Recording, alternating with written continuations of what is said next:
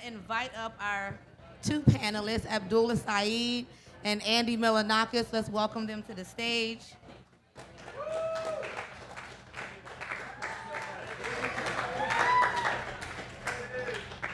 All right. Hello. Hi, everybody. What's up? How's everybody feeling tonight? Good? Yeah? Everyone sealing their blunts with their sticky barbecue sauce fingers like me? That's the theme of the night. Holy shit, it's Andy Milonakis. Oh my God. Here you go, man. Good shit. What's up? I should have been out. Deadly when they pull the pin out. Coleon ice fitted. And if a bitch don't like me, she must like women. No, I'm just kidding. That's Big L. Big L, rest in peace. I love it. I love it. Let's give them another round of What's applause. up, man? For Nice to being see here. you, man. Pleasure. Good So stuff. tonight's panel title is Fine Trees and Cuisine. And we wanted to welcome our panelists with some of DC's, not some of, DC's best. So we have some treats to actually set the stage for this, for this event. So I want to Hey, introduce Allie, can you two- get a picture of me and Andy Milonakis up here? Holy shit. I'm in awe, man. It's amazing. Sorry. No, enjoy it. This is perfect. Good stuff. What's up, Kia? Yo, give it up for Kia. She's the fucking best. For real. Thank you. A true sweetheart. Ooh, this is some bright shit. Yeah. Oh, you want me to sit down? Okay, I'll sit down. Yeah, have a seat. Trip over anything. Okay. Okay. So this is the Cannabis and Cuisine panel discussion, but we ain't got nobody up here to talk about cuisine. What's that about? I can talk about cuisine. I'm a fat boy. I know about food. Okay, but how about a chef to join us tonight? Please join to the stage, Chef Andrea Drummer. Hey, what up, chef? Chef, cook. So can we rearrange it? Can we put her in the middle? Oh, yeah, I of should have course. been out. I should have been out. Hey, No? deadly when they pull the pin out. Exactly that. I drive up and down Harlem blocks, knots in my socks. Cops think I'm selling rocks. Everything he just said. Now I'm really excited. Everybody's all here. We can officially begin this wonderful panel discussion. So as I was eagerly to introduce to this wonderful panel some of the top of DC cannabis, independent owned entrepreneurs, and we have the Green Tie, and we also have Southeast, because we are in Southeast DC, but it's South with the F, East. And we have gifts. Ooh. Weed gifts? My favorite kind of gifts? We have trays for everyone that you are going to. I have a question. How stringent is airport security here about flying out with weed? Well, the thing about this great panel is we're going to use it right now. So I Andy hope not. I got a Milonakis- pound on me. No, take the bag back up. We want you to look in there, see the exciting treats. Oh, amazing. Yes, Oh, there's, enjoy like, it. Flowers in here. Those are good looking flowers, too. Some flowers. Some flowers.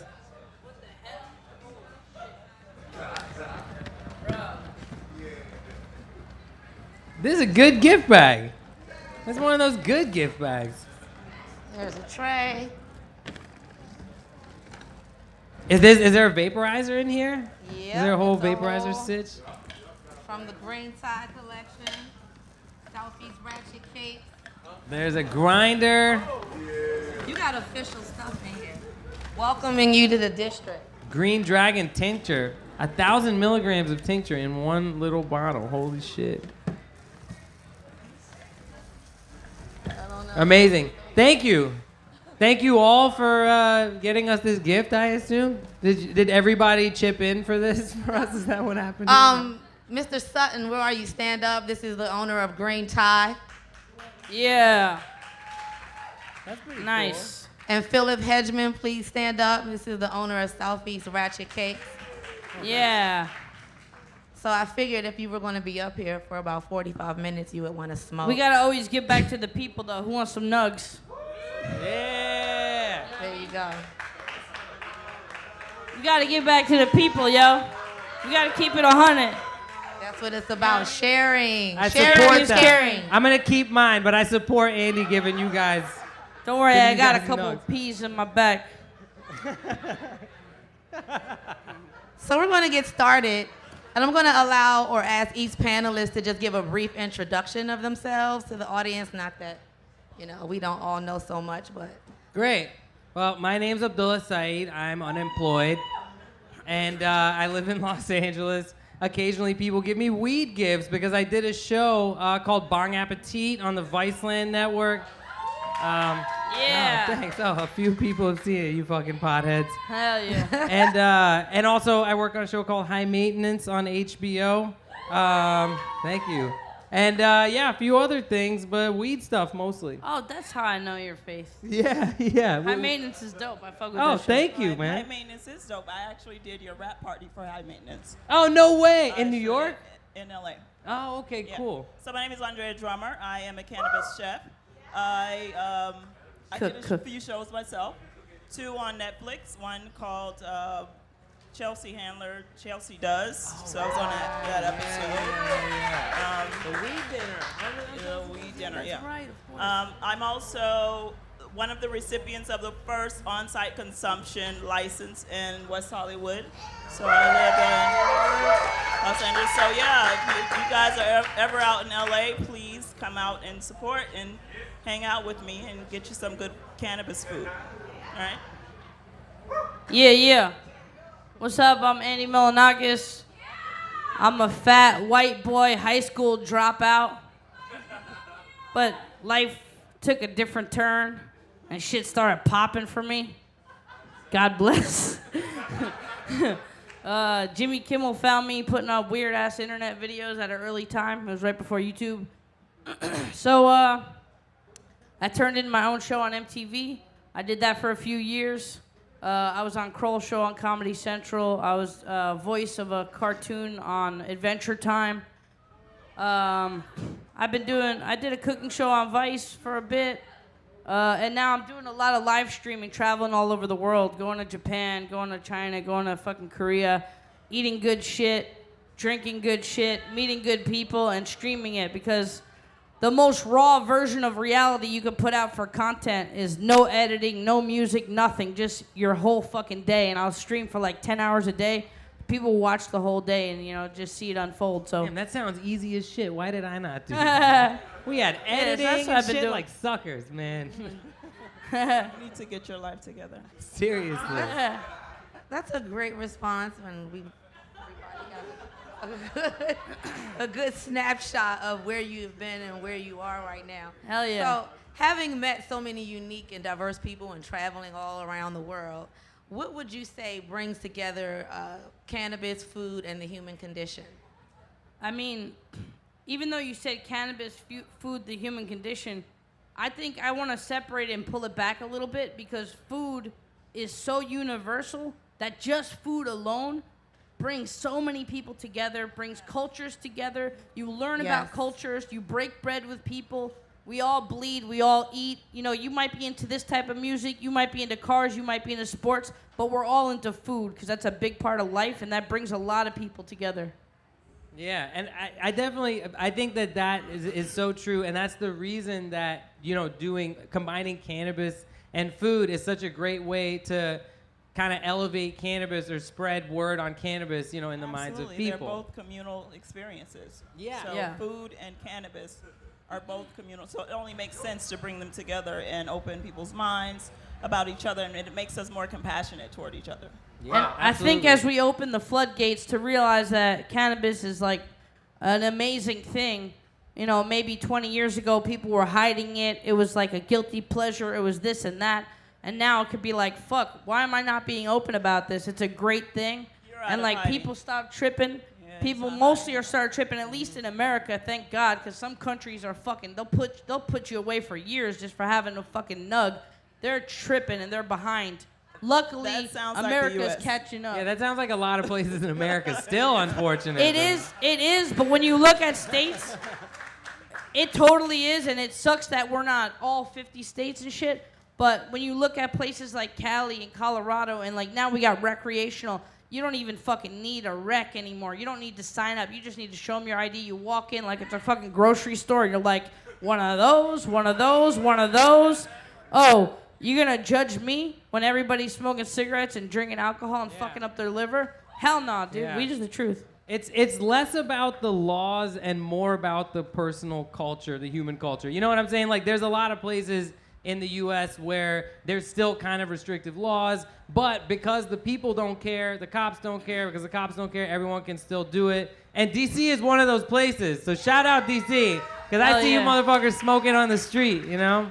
I mean, that's awesome. It's great to be celebratory of the movements that we've made, but we have more work to do because there are Absolutely. other places that still give a fuck, and there are still people incarcerated for life for Yeah. the shit that we get Speak to up. do up here. Yeah, it's true. Openly. So we have to be cognizant of that and continue to do the work and advocate. 100%. Yeah, absolutely. We still have the largest prison population in the entire world, and a lot of it's because of unjust drug laws.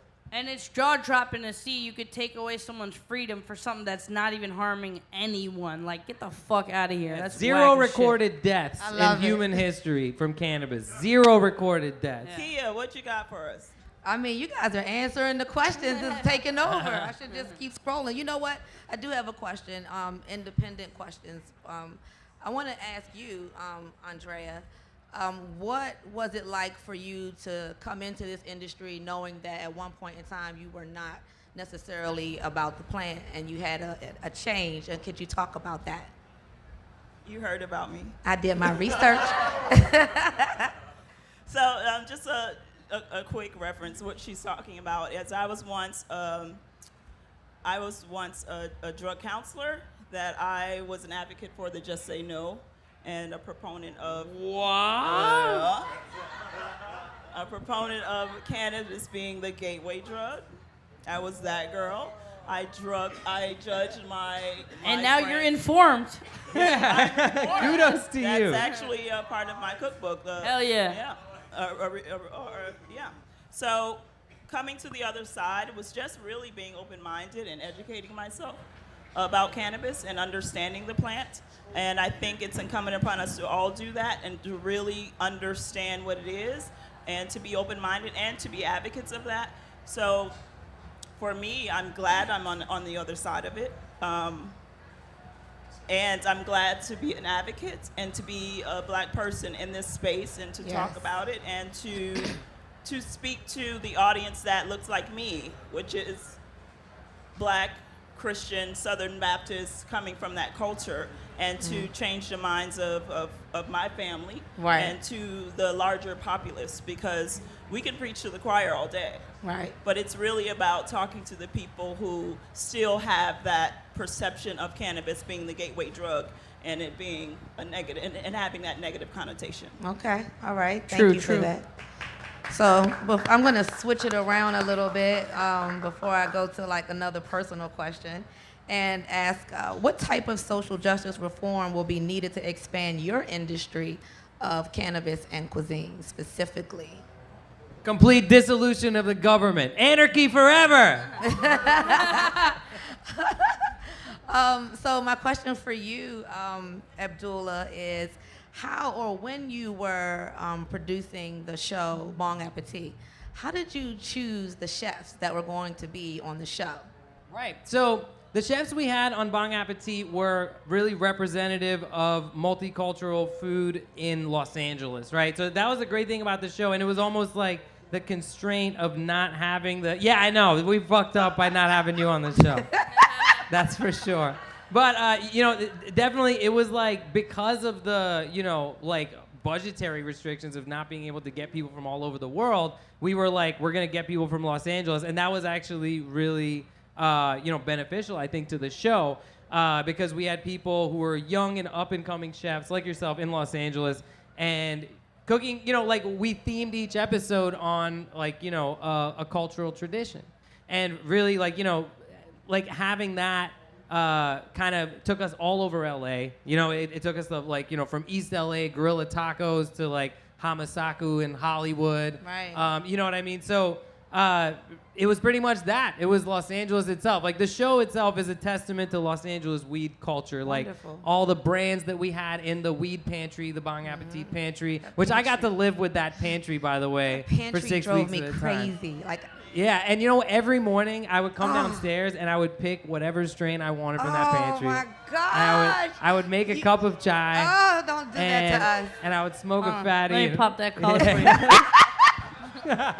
No, that Your- pantry your is pantry- ridiculous. That pantry is inspiring my pantry at the restaurant. That is It so should, good to it hear because we have an should, and actual mine restaurant, too. so that's awesome. Pantry is amazing. Thank you. Which I guess how do you come up with, and this is, I guess, to you two together, or how do you come up with dinner guests? Like, how do you say, like, oh, this is going to be the group of people that come today? Because So on Bong Appetit, this is gonna drive people crazy because I get messages all the time to be like, how can I get on a Bong Appetit dinner? And I'm like, I quit the show 2 years ago. But you know, back in the day when we were doing the show, we had such a hard time filling seats at the dinner table. We would literally have to like call up our friends, be like, can anybody come? Like, you know, is there anybody around who can come to this dinner?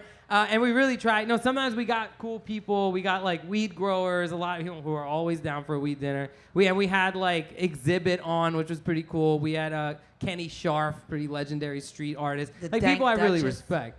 I was on a Yeah. panel with Matt Barnes a few weeks ago. Oh no shit! Yeah. He was on the show, He was right? on the show. Yeah, that's right. Yeah, we had the same issue when we first started out. We would beg people to come. We were like, look, just pay $20 and we'll feed you like a 5-course menu.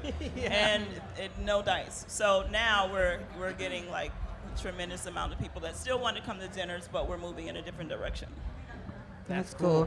So, Mr. Milonakis, as a comedian and a foodie, how did you blend cannabis and hip hop into your brand, and why?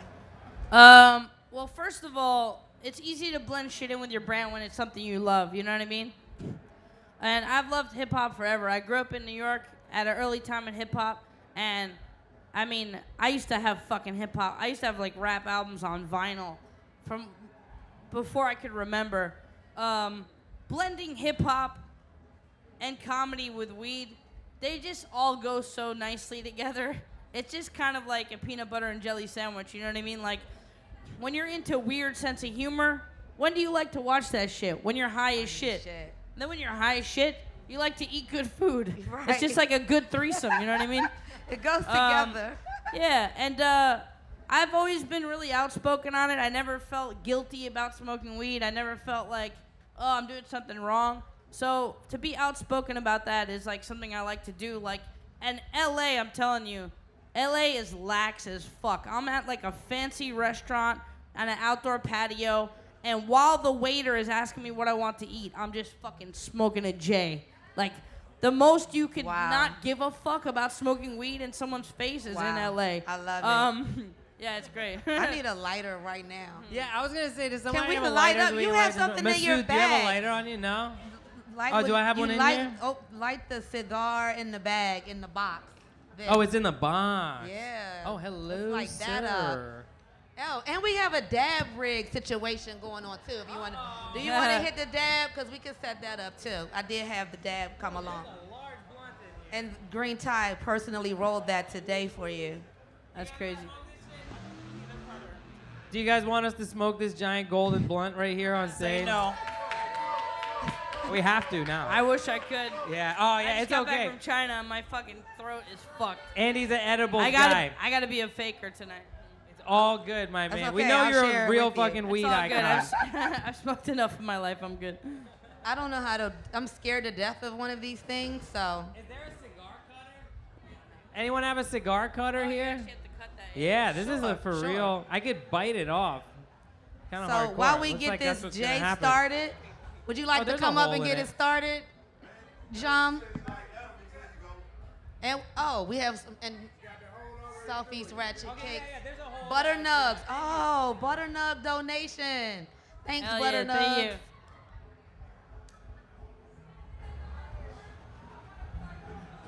You didn't cut it? It's got a hole. Oh, it's got a hole. Smart. Hole punchers. Wow. That's a pretty ass fucking blunt. So in the Very meantime, we're nice. going to welcome the host not of the a blunt. entire event today, Chef Roble. You coming up? You coming Yo. up? You coming up? You coming up?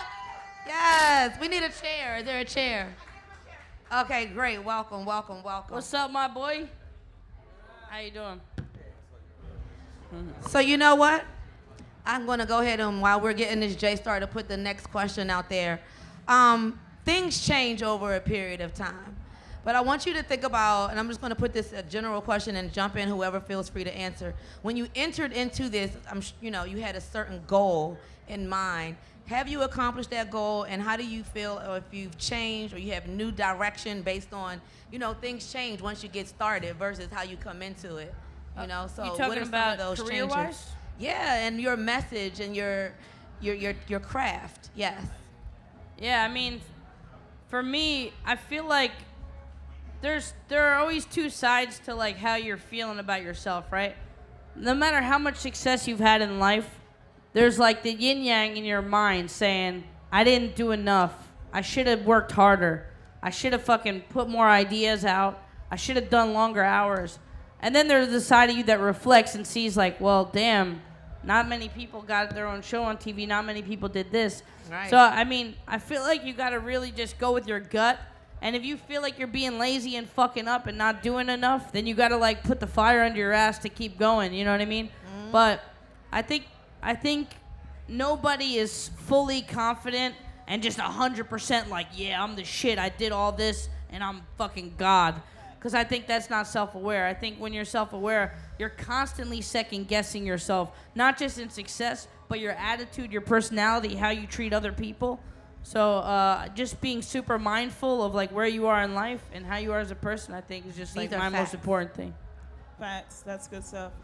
My goal has always been to advocate for cannabis and to educate the masses about the benefits of cannabis, and for every person to have access to cannabis in its medicinal form and in recreational or for adult use. Yeah. And until that happens, my work is never done. Yes. So I'm always working to my dying day, because we have a long way to go. So if That's we're not correct. always advocating for that, then what am I doing here?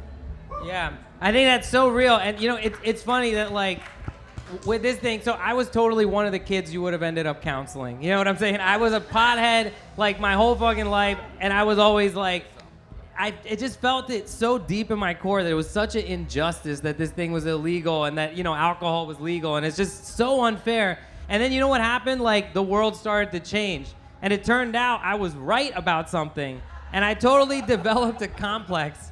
I was telling my girlfriend about this before. I've totally developed a complex where like I think I'm fucking right about everything now. You know what I mean? So it probably personally did me a disservice, but I probably am right about a lot of shit. There's something tells me. You know what I mean? So it gave me more faith in my own understanding of the world, and to have gotten to take part in it, in sort of the awareness of cannabis, like. That I feel like is a lucky break for me in a lot of ways, just because like I'm one of millions of people who just loves cannabis so much, and I was one of the ones that got to go on TV and be like, this shit is awesome, and like scream it from the rooftops. So yeah, so thank everyone who watched my shit, Awesome. So, Chef Roble, could you give us a little bit of background about yourself as a chef and your leadership in this industry? In the cannabis industry? Well, I'm Okay. trying to get in there, but I live in New York, and I'm on top of it though. I'm ahead of it. But myself, my name is Roble, from Brooklyn, New York, and I lived in Houston, Texas, for like 6 years, and I fucking love that place. But I am in the hospitality business. I just made up this new word, okay? I think it's cool. And I don't give a fuck. I never heard anybody use it, so it's mine. I am a hospitalitarian. Ooh. That's what I did. It's Okay. mine. I got a guy working on it right now. But I'm very good at cooking food. But that's just one thing I do. What I really love is taking care of people, top to bottom. And fast forward, I always love cooking and shit. And then I went to culinary school, got kicked out of there, got locked up again. Fuck, that sucked. Boom, fast forwards, hooked up with Chris Santos, who's an amazing chef. Some of y'all might know from Chops. He put me on, gave me a second chance, and got hooked up with the right people. Started doing my own shit. Started a catering company, Roble & Co. Then some people from VH1 called us up, wanted to do a show. It's like, I already got something, and then we did it, the whole thing, and then they were like, we don't want it. And I was like, all right, cool. Now I got a free tape. They spent like $50,000. I got the tape, sent it to Bravo, boom, did a Bravo show. That was great. Best advertising in the world. You know what I'm saying? I'm not gonna lose. You tell me no, that's fine, man. Shit. I'm gonna be straight. I'm getting mines every time. Right. So it's just all about, I'm not gonna do a TED Talk up here, but hold this for me so I can get back to my question. so did that. I cater food for all kinds of people and corporations all around this country. International stuff. Everyday People is a brand we started. Another, we fucking run shit, yo. The day parties, we do. We run the shit. LA, we got LA on Smash now. I'm like, it took us a long time though. We threw probably fucking 8 trash parties in LA but we hit it. We did Johannesburg in South Africa last year. We did Paris, Europe, Africa. Like, we're doing this internationally. I'm getting paid, but forget about me. My people are getting paid, my friends, to throw parties and get to go and visit places. It's a great job. So I think you said something about leadership. What's my views on leadership?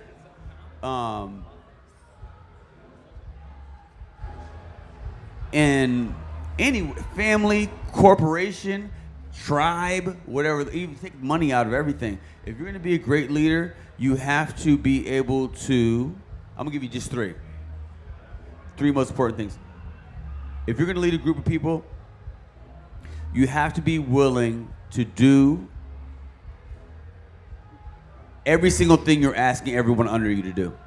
Under you. That makes sense. I don't even like the word under, part of your team.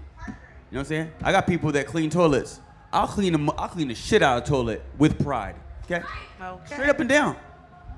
I'll mop them straight up and down, yeah. So you have to be willing to do all those things. I think that's a very important thing. Cause, okay, there's that. Well, I'm gonna give you more of a corporate thing because we are in America and this is a capitalist society and we're pay motherfuckers on time, please. Be a person of your word and pay people when you said you're gonna pay them. It goes so far. Facts. When you don't pay up or when you fuck with that shit, now you have somebody out there in the world that can have something bad to say about you. Mm-hmm. I dare somebody to say something bad about me. Right. Can't nobody say nothing bad about Roble or Everyday People or anything that I am associated with. If they do, either they're a bad communicator because I don't know about it, or they're lying. I have a fantastic reputation. I'm respected and I respect people. The third thing, I'm gonna calm down a little bit. Just operate in love. Don't especially in hospitality and even in the business of selling things, you're gonna run into people who run into assholes. Okay, right? Even just hopping on the train or whatever, you're gonna run into people that are fucking. Oh, I have a perfect story. This just happened today, right? So we drove from New York. We drove me and Everyday People team and this fantastic looking young lady here from London. She's in London. She's a big deal. She does radio and stuff. Her name's Lauren. She's the shit. So we all drove down here and we pulled up and I just wanted a garbage bag to take the garbage out of the car. Because I'm cleaning the car so it doesn't smell like fish sandwiches and french fries and shit, right? So I go in the thing over there and I walk up to this guy and I'm like, hey, hello, sir. I'm looking for like a plastic bag or a garbage bag or something. Can you help me out? He's like, who I look like? What is, the custodian? I'm sorry, I'm not following. I'm really stoned and not following the story. Okay, cool. Hang on. They are though. Hang on, bro. I'm in the zone. So I asked the guy for a garbage bag, and he was being a dick. He was being a dick, right? I just want a garbage bag. I'm trying to make a point, bro. Chill. So, huh? All right, bro. I'm ADD. You're distracting me. So I was like, all right, bro. I'm gonna talk to a nice person. So I went to these nice young girls that were working. I'm like, hey, I just need like a garbage bag. So they gave me like there's a piece of plastic, whatever. I go outside, I'm cleaning the car, I'm happy. And then one of the other girls came out and gave me a garbage bag. I'm like, that's nice.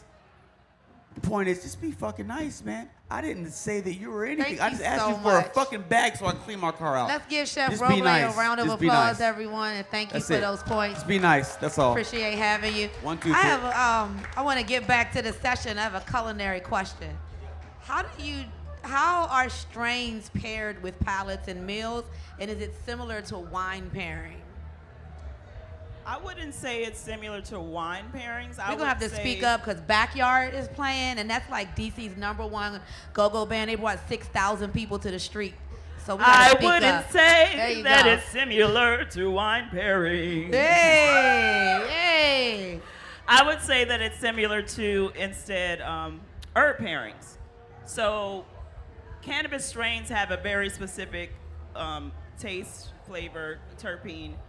And so you pair that with the specific, or I do, with the specific food or whatever the cuisine is, whatever, the culture of the cuisine. And so I pair it in that way.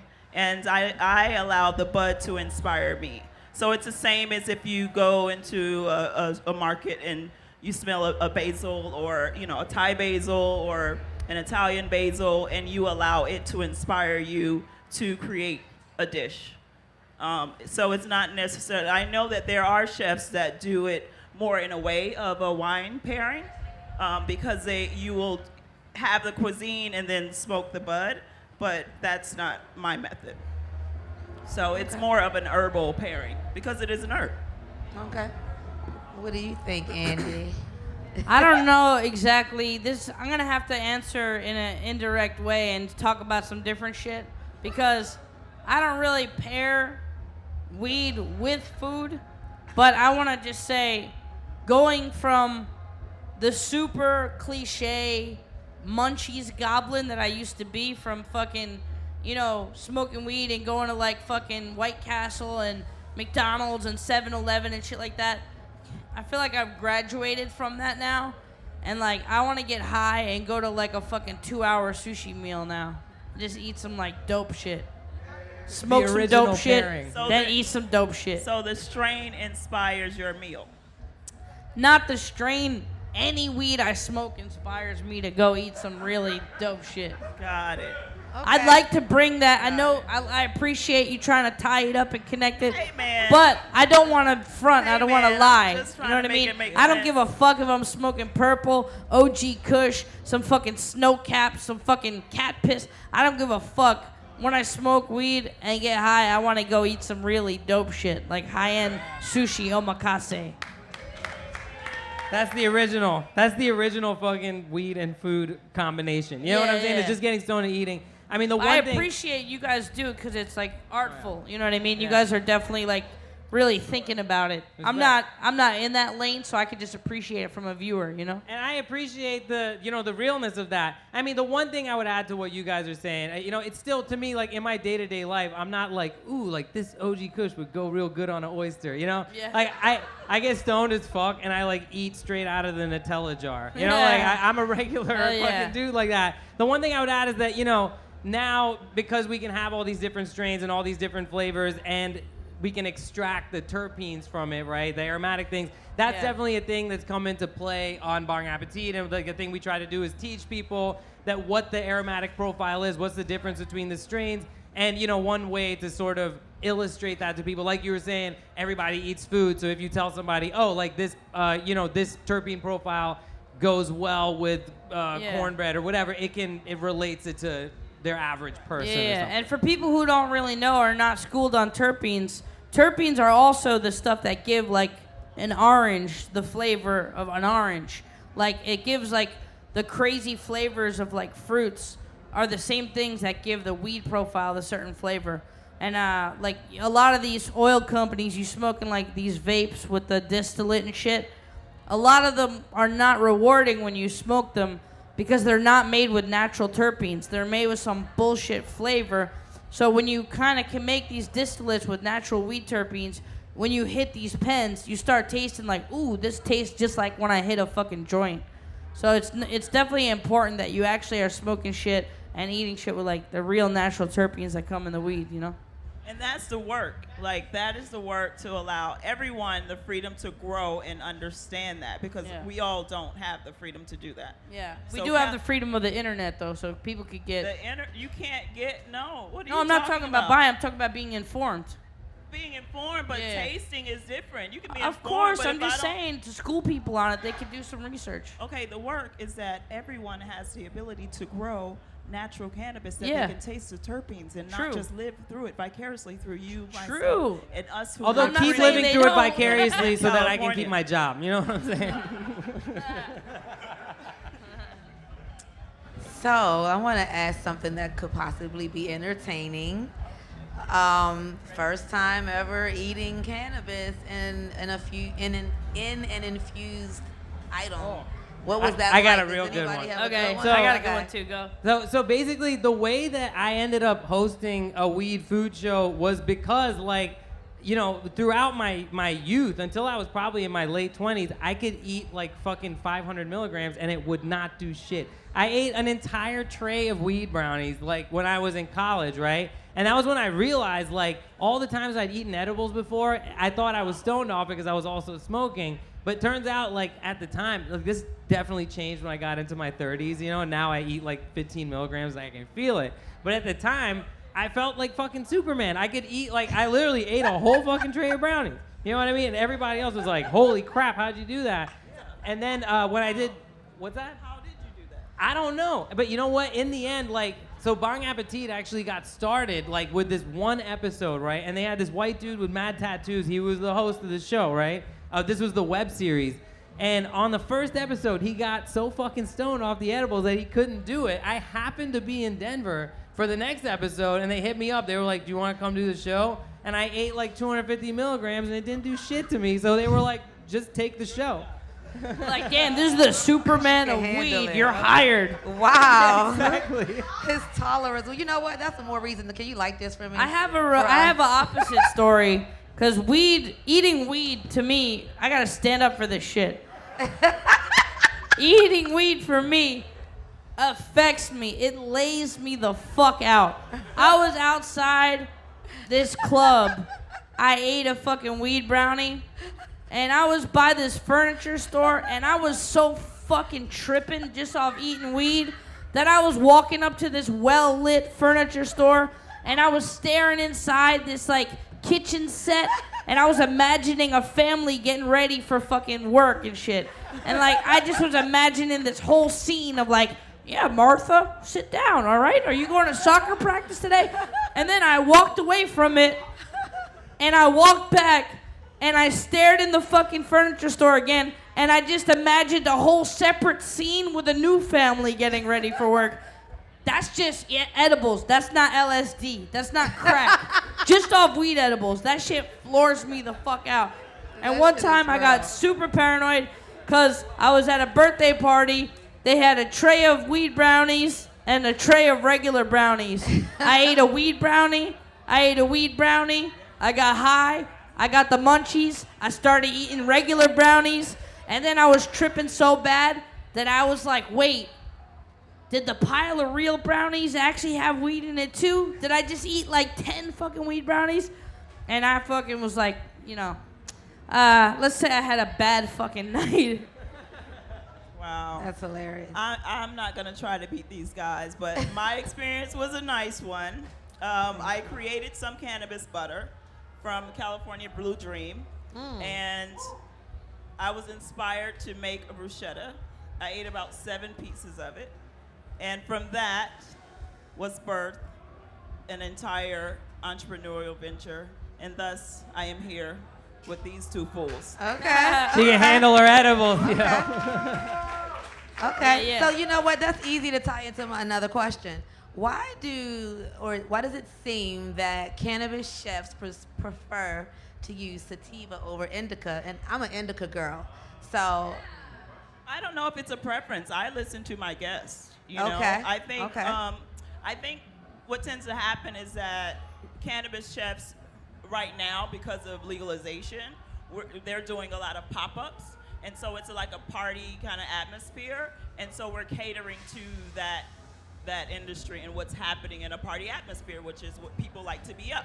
So a sativa keeps you up and it keeps you going. So I think that kind of makes sense for pop-ups and cannabis chefs, is that we use the strain. But and however, when you get into doing very specific events for specific clientele and they make requests, you go with what the guest wants. That makes sense. What's your Yeah. take on this? So, like, the way I look at it, right, there's essentially when you do an infusion, right, with certain infusions, it, like, doesn't even matter what strain you're using because you're really just going for the cannabinoids and, you know, like, the terpenes, like, if you're using high heat, those terpenes are going to diminish. So, in the end, I mean, I think it's just a matter of using really good quality weed, right? It's like pesticide-free weed, organically grown weed. In California, it's like sun-grown weed. That's like a big thing. That's you know, first and foremost. like clean ass weed. Weed that's been watered for 2 weeks before you pick it off. Like weed that's been flushed. This guy knows what I'm saying about flushing. You know, flush that weed. If you're growing weed out there, if you could grow in your 6 plants in DC, flush that weed. But wait, you could Sounds get a like show. Flush that weed. Flush you that could get a whole can of like crystallized terpenes. Do you guys use like extra terpenes in cooking to give it like an extra flavor? Yeah, definitely. So on Bon Appetit, we had a bunch of extracted terpenes in 'Cause the. that shit's so fragrant. It's Yeah, awesome. that shit is super fragrant, and you know, often it goes on the dish at the end. You know what I mean? It's something because it's so delicate of an oil that it's gonna like, you know, basically disintegrate if you cook with it. So very often it would go on like a ceviche or it would go on a cold dessert or something like that, right? That was why we used terpenes the most. But yeah, we had a whole bunch in there. We put them in different stuff. If you put that shit into like a barbecue sauce, like it can really change like the flavor of it, you know? I feel like, you know, you guys need to start fucking with like some Amsterdam strains more. Because like I smoked a lot of weed in Cali. I've been in Cali for 15 years and I smoked some of the best weed in my life. I think Cali is #1 still. But some of the sativas in like place like Amsterdam, when it's like grapefruit or lemon haze, Amsterdam haze. I've never tasted something more like close to the actual flavor it says it is in a strain where I'm like, holy shit, I felt like I'm fucking smoking a grapefruit. You know what I mean? Like, so I feel like that could really come in handy for like. Did you bring us some? I don't fly with weed from Amsterdam. I don't want to get locked up. You're selfish. But we go to Amsterdam on a group trip. Passing the J. Well, the one place that I find in America that has like a really good realization of terpene profiles is in Colorado. Now, Colorado flower tends to be like kind of dry because of the altitude. Sorry if there's anyone from Colorado here, but the flowers are not that great. But they grow excellent weed for extraction, and when they make hash in Colorado, I mean live resin, which was innovated in Colorado for the first time in Denver. It's really like, you get the best shit really in Colorado when it comes to live resin, I think, personally. And that's like Terp City. You know what I mean? Terp City, bitch. Terp City, bitch. Hey. Terp City. Isn't this called What about, let's talk about Atlanta, though. The fucking actual perp. That's some fruity ass shit. I've never been to Atlanta, actually, myself. Get out of no, here. you gotta go. I'm You on my gotta way. go. It's past my bedtime. All right. So we want to thank, let's ever give a round of applause to this wonderful, wonderful panel. She said Atlanta is illegal. So what?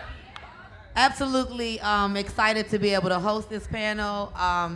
Every time people come over my house, I turn on Bon Appetit so they can see that closet with all of the products in there. So Anyone else want to hit this shit? Yeah. Start it over there. Let's sipe this whole tent. Let's sipe this whole fucking tent, people. Oh, no. Party foul. Okay. Party foul. No. Just torch it. No. Y'all hood. Sorry about that, Q. This is really hood right now.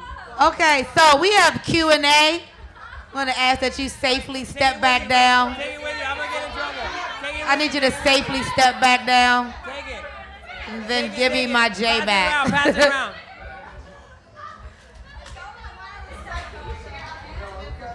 Okay.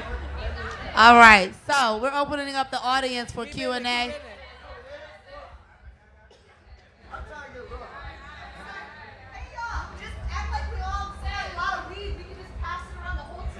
Pass it around.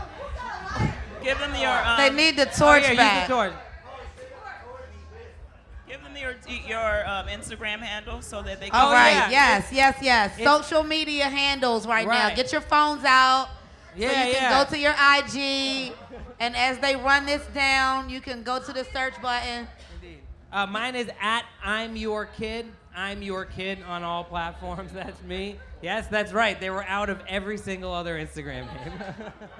Make sure you DM him to invite me on to Bon Appetit. Flood his DMs. My Instagram is at Cannabis_Queen71. Mine is very original. It's just at Andy Milonakis. Tit pics are welcome.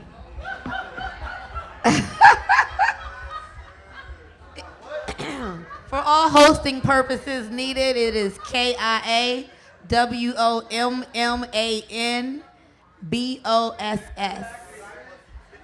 So, hey girl. Any questions from the audience for the panelists? Yes. So hi, I had a question. I think that legalization is a great thing, decriminalization is a great thing, and that as we're seeing that happen, we are seeing a potential a source of funds for people transferring from people who are selling it on the street to people who are selling it professionally to larger corporations. And I'm curious about people's thoughts about how do we make this industry not only something that can become legalized and accessible, but also something that the producer side and in terms of the folks who are getting money off of the product, that we're also seeing accessibility in terms of who can sell and who can profit from those things, particularly when you have communities that have been so affected by the criminalization of it, and how do we strike that balance? Ban all the white people. I'm just kidding, white people.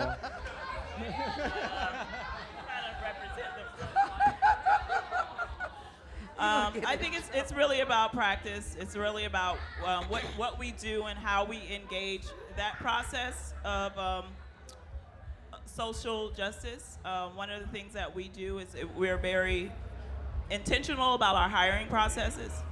So we are hiring those who have had their records expunged from nonviolent cannabis crimes.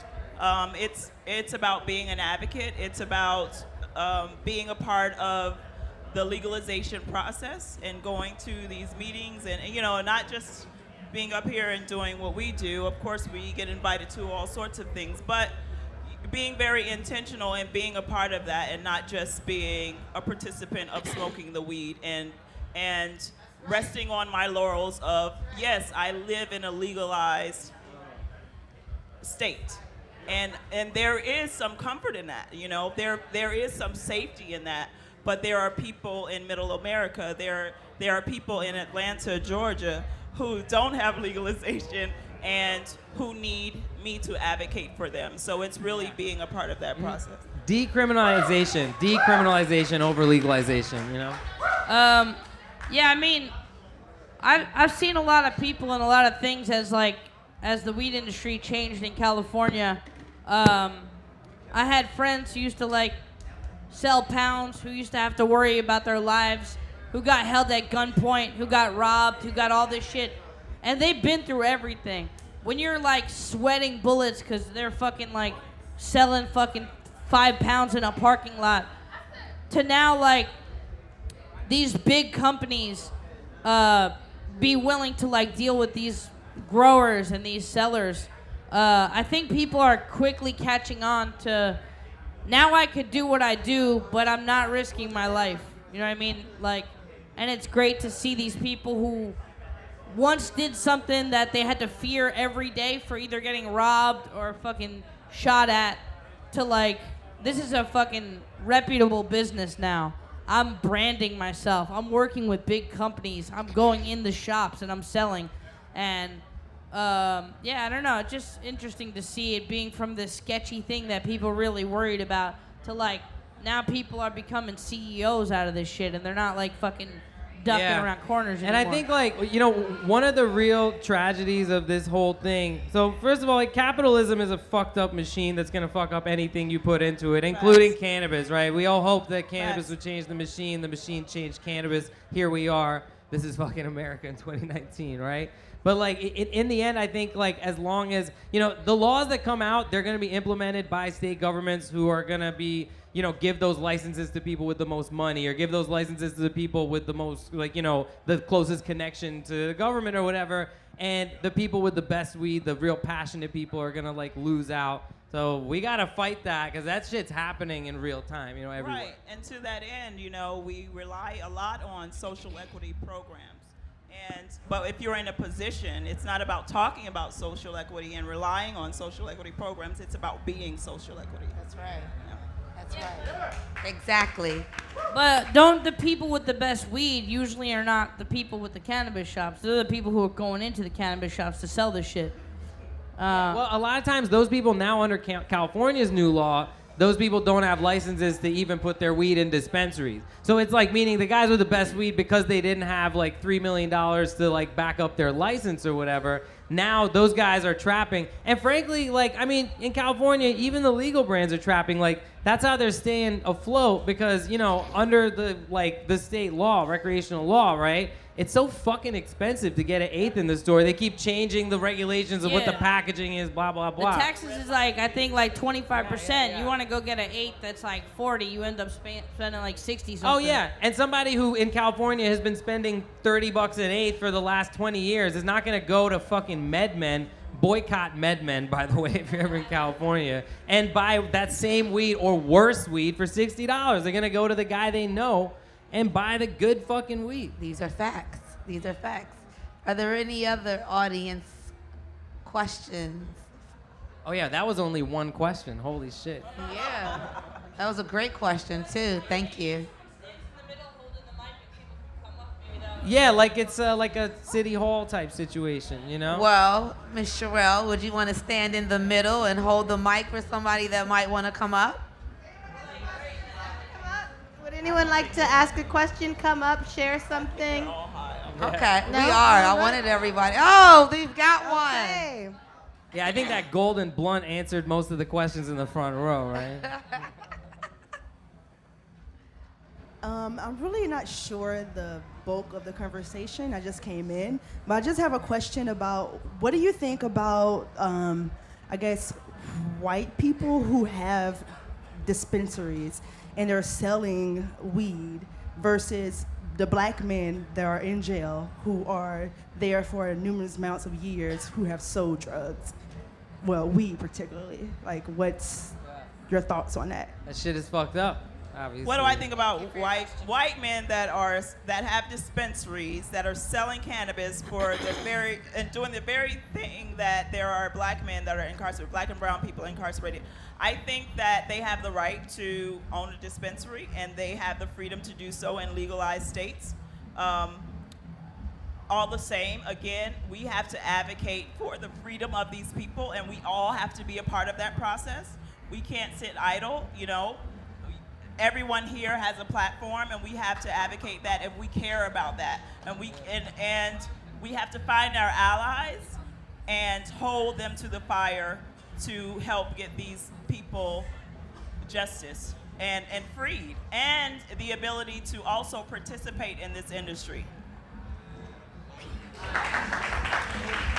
I think maybe if you do a case study, maybe it would be like more white guys or whatever, but I think it's like people who start a business, whether they have a backing or not, if they're informed about creating a cannabis company or a cannabis club, they're in a different position, and usually they get by. But there are people throughout all kinds of fucking hoods, Latino, white, black, that are trapping, that are selling on the street, that are doing it the way that maybe it should be legal, but it's not, that are suffering. And it's unfortunate because, you know, when you put a hat on and a fucking label and a brand name saying, like, we're a store, we're selling weed legally, we're not worried about the cops. Well, you know what? Even fucking a few years ago, there were fucking federal busts in LA with people ramming down the doors and going to these cannabis clubs, holding gunpoint, seizing all the money, seizing all the weed, because it still wasn't federally legal. So there are definitely people that have been put in jail, that have been doing time, even with the nice front of like, welcome to Target, we're selling weed. Those people get fucked too sometimes. And to be fair, I gotta say, there's also, California's filled with like criminal ass white dudes too. You know what I mean? Like, for sure, there's plenty of white dudes. I know plenty of white dudes who have been raided and shaken down and been really like abused by cops and like all kinds of shit. Obviously, there's no real comparison in terms of the numbers, but there's definitely, it's I think in California especially, it's less about like, it's more about corporate dudes. It's more about suits, you know? And sure, most of the suits are white dudes, and most of the people in jail are like black and Hispanic dudes. But there's definitely some bleed over. You know, I think a big thing in California is also like, you know, realizing who is kind of on your side in a lot of ways. Like it's, you know, there's a lot of fucking criminal ass white people in California, man. Thank you all very much. Thank them, each and every one. We hope that you felt welcomed in Washington, D.C. And that this was a great experience. Oh yeah, I feel pretty welcome, like fairly, moderately welcome. I don't. I didn't get a bag. We have one more. Yeah, where is her gift bag? It's right here, Andrea. It's there. We were waiting for you. Tell the truth. It's fine. Thank you so much to everybody who came. One more time for Fine Trees and Cuisine.